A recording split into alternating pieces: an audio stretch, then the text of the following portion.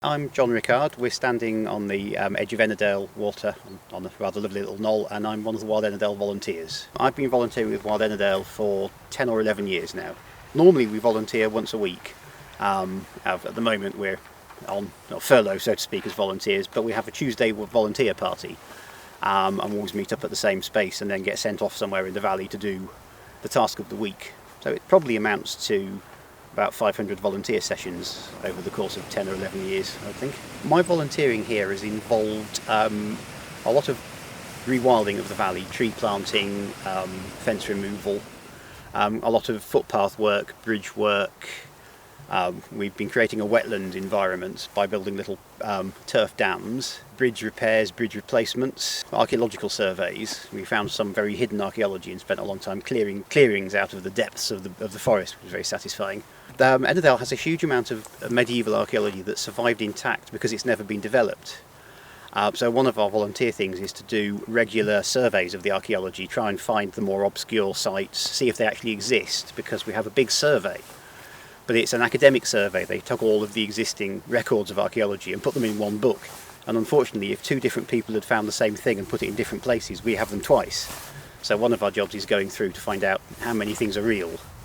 But another one is to find things that we've lost in the mountains. So we knew we'd got a stone hut somewhere in the middle of a very thick plantation and we couldn't find it. And after 3 or 4 goes and GPSing and compassing and so on, we found this thing completely overgrown with little tiny thin, I think silver birch regen mainly, and had a very entertaining few weeks cutting it down and creating our own shiny new clearing. It was very entertaining, very Indiana Jones. Went from little stones you could only find by treading on it, which is actually how I found the archaeology in the first place. I tripped over it while blundering around the woods, to a superb, like 30-metre square clearing that we've cleared. So that's rather fun. Recently, with the forestry going on, we've been doing a lot of archaeological surveys to mark them out, to make sure that the machines know where they are, and to make sure that we've got everything logged and status okay and so on. So very satisfying. It does feel very special being able to get into old corners of the valley really easily. So you do start to get to know areas that are really very quiet. There's a fantastic side valley with the long lost remains of medieval cattlemen's huts, right up on a really remote path, and then turn left at a random spot and head across into an area nobody ever gets. It's really satisfying to keep going back to the same place time after time.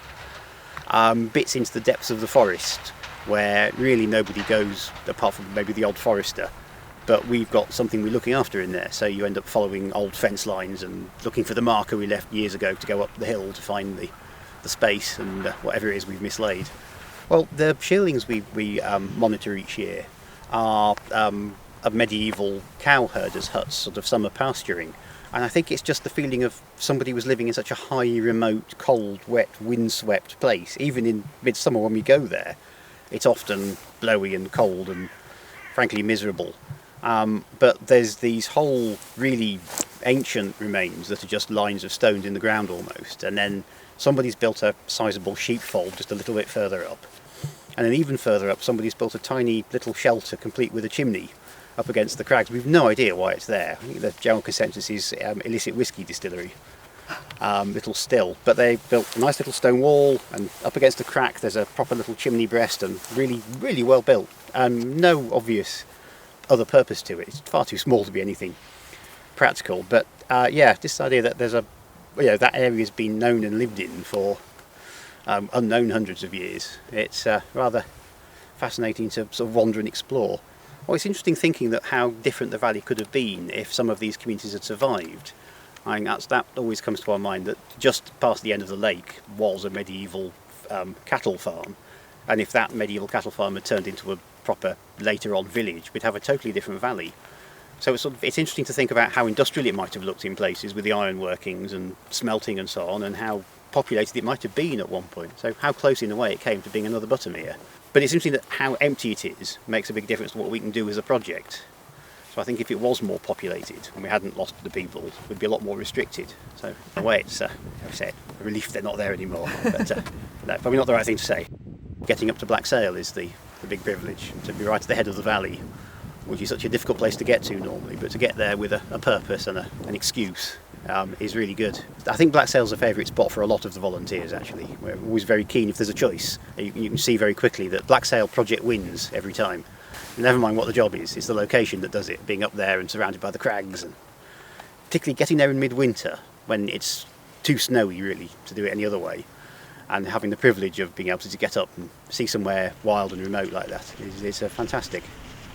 One of our big jobs some years is to keep a track on footpaths. So some years it's as simple as cutting branches off the sides of overgrown ones.